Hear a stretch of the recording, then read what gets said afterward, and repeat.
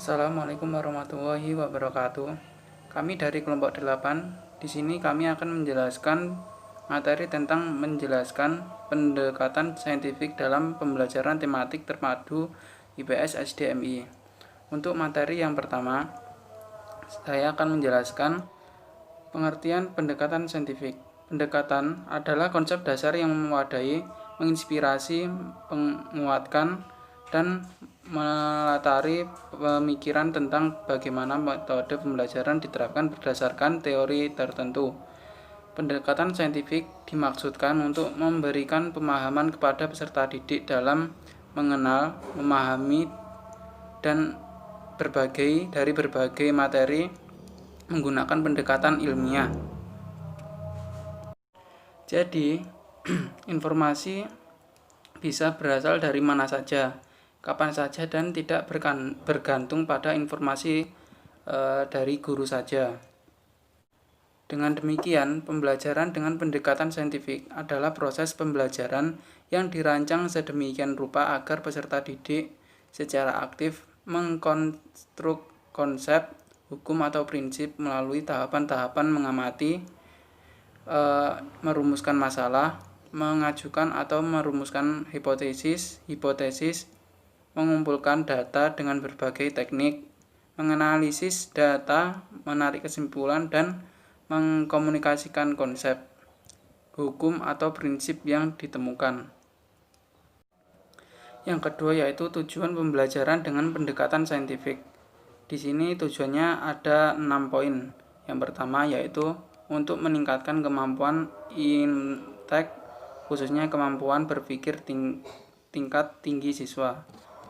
Yang kedua yaitu untuk membentuk kemampuan siswa dalam menyelesaikan sesuatu masalah secara sistematik.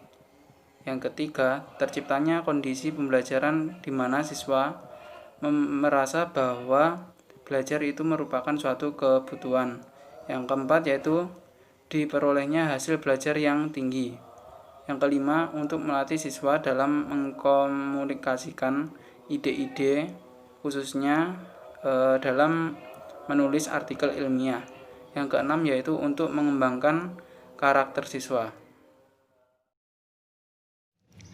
Kali ini saya akan menjelaskan tentang langkah-langkah pendekatan saintifik. Langkah-langkah pendekatan saintifik ini dibagi menjadi 5, yaitu yang pertama saya akan menjelaskan tentang mengamati. Mengamati yaitu proses pembelajaran atau meaningful learning, di mana mengamati ini tuh sangat mudah dilakukan oleh siswa. Karena mengamati ini objeknya, medianya bersifat nyata, jadi mudah sekali dalam pelaksanaannya. Dalam hal ini mengamati juga terdapat langkah-langkahnya. Yang pertama, kita harus menentukan objeknya. Selanjutnya, menentukan pedoman pengamatannya. Yang ketiga yaitu menentukan data-data yang sekiranya kita perlukan. Yang keempat yaitu tempat. Kita harus menentukan tempatnya di mana dalam pengamatan tersebut. Yang kelima yaitu proses pengamatannya itu sendiri. Yang keenam yaitu kesimpulan dari pengamatan. Dalam hal mengamati, ini juga terdapat pengamat. Pengamat itu dibagi menjadi 3. Yang pertama yaitu pengamat biasa, yang kedua pengamat terkendali, yang ketiga yaitu pengamat partisipatif. Selanjutnya, setelah melakukan kegiatan mengamati, kita akan melakukan kegiatan yaitu yang kedua, menanya. Dimana menanya ini tuh akan membangkitkan rasa ingin tahu siswa. Dan dalam hal mengamati, guru akan lebih tahu kemampuan siswa. Selanjutnya dapat menstruktur tugas yang akan diberikan kepada siswa sesuai dengan kemampuannya, dan melatih siswa agar terampil, partisipasif, dan keterbukaan antara guru dan siswa.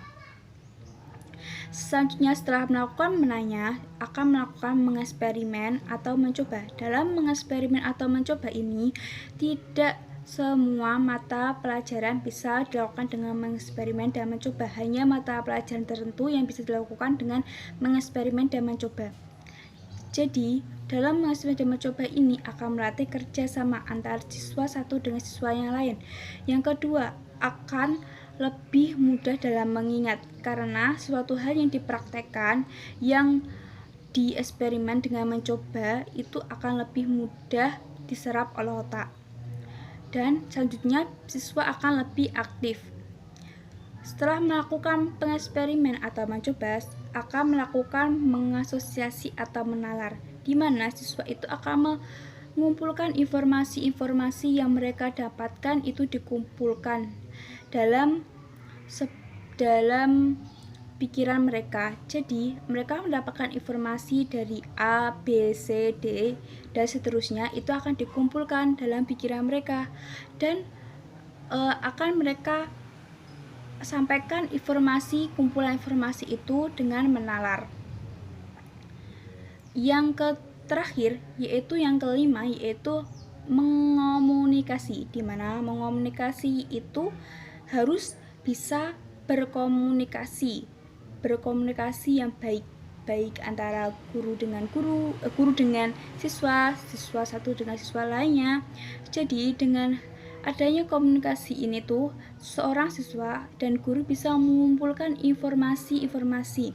Seorang siswa bisa berkomunikasi dengan guru itu dengan cara bercerita itu, terus mencari informasi-informasi yang mereka tidak dapatkan. Nah, dalam kegiatan langkah-langkah pendekatan saintifik, yaitu yang telah dibagi menjadi 5, tentang mengamati, menanya, mengeksperimen atau mencoba, mengasosiasi atau menalar, yang selanjutnya itu yang terakhir mengomunikasikan. Nah, saya akan menjelaskan selanjutnya tentang kelebihan dalam pendekatan saintifik. Kelebihan dalam pendekatan saintifik yang pertama yaitu siswa akan lebih aktif dalam pembelajaran. Yang kedua yaitu meningkatkan motivasi siswa agar lebih semangat lagi dalam belajar. Yang ketiga yaitu dapat mendorong siswa untuk berpikir lebih kritis, berpikir maju. Yang keempat yaitu melatih kemampuan siswa agar lancar untuk berkomunikasi, agar mudah untuk berkomunikasi. Selanjutnya yaitu yang kelima, yaitu siswa akan membentuk konsepnya dalam pembelajaran itu, membentuk konsepnya sendiri. Namun dalam pendekatan saintifik ini ada kelebihannya, ada pula kelemahannya. Yang pertama, kelemahannya yaitu waktu yang dibutuhkan lama karena siswanya itu lebih aktif, jadi belum kondusif, jadi waktu yang dibutuhkan itu lama. Yang kedua yaitu pelaksanaan pembelajaran itu harus teliti, jadi harus direncanakan dulu pelaksanaan pembelajarannya itu bagaimana, karena jika tidak melakukannya perencanaan pembelajaran itu dengan teliti, tidak bisa pendekatan saintifik ini berjalan. Yang terakhir yaitu lebih cocok untuk bersifat pembelajaran sains. Jadi pembelajaran sains ini tuh lebih cocok menggunakan pendekatan saintifik. Saya Septia Sandra Nurasana, absen 5, NIM 12-205-183-008. Di sini saya akan melanjutkan penjelasan dari teman saya, yaitu kalau tadi sudah dijelaskan tentang pengertian, tujuan, langkah-langkah, dan kelebihan kekurangan pembelajaran saintifik. Sekarang saya akan menjelaskan tentang pengertian, tujuan, dan ciri-ciri pembelajaran tematik terpadu. Yang pertama itu pengertian pembelajaran tematik terpadu secara umum. Jadi pembelajaran tematik terpadu itu secara umum adalah suatu pembelajaran yang terdiri dari penggabungan atau pengkaitan antara satu mata pelajaran dengan mata pelajaran yang lainnya, sehingga menjadi suatu kesatuan dan memberikan pengalaman yang lebih bermakna kepada siswa. Nah, sedangkan pengertian pembelajaran tematik terpadu pada mata pelajaran IPS itu adalah suatu pembelajaran yang merupakan penggabungan atau pengkaitan dari beberapa cabang ilmu sosial yang berbentuk tema juga, dijadikan dengan bentuk tema dan memungkinkan siswa untuk menggali suatu konsep secara holistik dan autentik. Nah, yang selanjutnya itu ciri-ciri pembelajaran tematik terpadu pada IPS. Yang pertama itu adalah berpusat pada siswa atau student center ya. Student center. Jadi siswa di sini itu perannya yaitu sebagai subjek, sedangkan guru itu hanya sebagai fasilitator saja atau pendorong atau pembantu agar pembelajaran itu berjalan dengan lancar. Nah, yang kedua itu pada pembelajaran tematik terpadu siswa dapat lebih banyak pengalaman secara langsung, mendapatkan pengalaman secara langsung karena kebanyakan materi yang tersaji pada tematik terpadu itu biasanya adalah mengkaitkan dengan pengalaman yang sudah terjadi pada lingkungan masyarakat maupun lingkungan peserta didik. Seperti itu. Jadi siswa bisa secara langsung mendapat pengalaman yang real atau nyata. Yang ketiga itu antara mata pelajaran yang satu dengan yang lainnya itu bedanya sangat tipis sehingga sangat sulit untuk dibedakan karena yaitu tadi, karena itu materinya kebanyakan itu mengkaitkan dengan cerita-cerita kehidupan sehari-hari, masalah-masalah kehidupan sehari-hari. Jadi antara mata pelajaran satu dan mata pelajaran yang lainnya itu sulit untuk dibedakan. Yang selanjutnya itu yang keempat adalah merupakan gabungan antara mata pelajaran satu dengan mata pelajaran yang lainnya. Sudah jelas ya tadi pengertiannya adalah seperti itu. Nah, yang kelima adalah bersifat luas atau fleksibel ya. Artinya apa luas dan fleksibel itu? Ya pada pembelajaran tematik terpadu itu biasanya kan ya seperti tadi bisa dikait-kaitkan dengan kehidupan siswa sehari-hari sehingga bisa dikembangkan lagi. Jadi bersifat luas, tidak terpacu pada satu materi saja, bisa dikembangkan dalam satu materi itu bisa dikembangkan lagi seperti itu. Nah, yang selanjutnya bisa dikembangkan sesuai minat dan kebutuhan siswa. Ya seperti yang saya bilang tadi, seperti bersifat luas bisa dikembangkan antara minat siswa seperti apa, antara kebutuhan siswa seperti apa, seperti itu. Nah, yang selanjutnya ini adalah tujuan pembelajaran tematik terpadu. Kan tadi sudah saya jelaskan pada pembelajaran tematik terpadu itu biasanya kebanyakan isinya itu merupakan pengalaman atau masalah-masalah sosial di kehidupan nyata, sehingga materi-materi itu dapat tujuannya itu materi-materinya itu dapat secara mudah tersampaikan kepada peserta didik seperti itu. Nah, dan pada materinya itu kan merupakan penggabungan antara materi satu dengan materi yang lainnya, mata pelajaran satu dan mata pelajaran yang lainnya. Dengan begitu kan pasti antara penjelasannya itu tidak terlalu panjang sehingga menggunakan bahasa yang seminim mungkin kan. Nah, itu akan membuat siswa itu akan lebih aktif dalam mencari dan menggali informasi secara mandiri seperti itu, dan memberikan pengalaman-pengalaman yang bermakna juga kepada siswa karena biasanya materi-materinya itu adalah pengalaman sosial yang sudah pernah dialami oleh siswa seperti itu. Segitu saja penjelasan dari saya, akan dilanjutkan oleh teman saya. Saya rasa cukup. Wassalamualaikum warahmatullahi wabarakatuh. Perkenalkan, nama saya Putri Afida Amin. Saya akan menyampaikan materi tentang ruang lingkup pembelajaran tematik terpadu IPS SDMI. Nah, secara mendasar, pembelajaran IPS sendiri berkaitan dengan kehidupan manusia. Nah, sedangkan pada hakikatnya, pembelajaran IPS sendiri yaitu untuk mengkaji, menelaah, dan memahami kehidupan manusia di muka bumi ini. Nah, secara ruang lingkup dari pembelajaran IPS sendiri meliputi 4 aspek. Yang pertama yaitu sistem sosial dan kebudayaan. Yang kedua yaitu tentang manusia, waktu, dan lingkungan. Yang ketiga yaitu tentang pemenuhan kebutuhan dan kesejahteraan. Yang keempat yaitu tentang waktu, berkelanjutan, dan perubahan.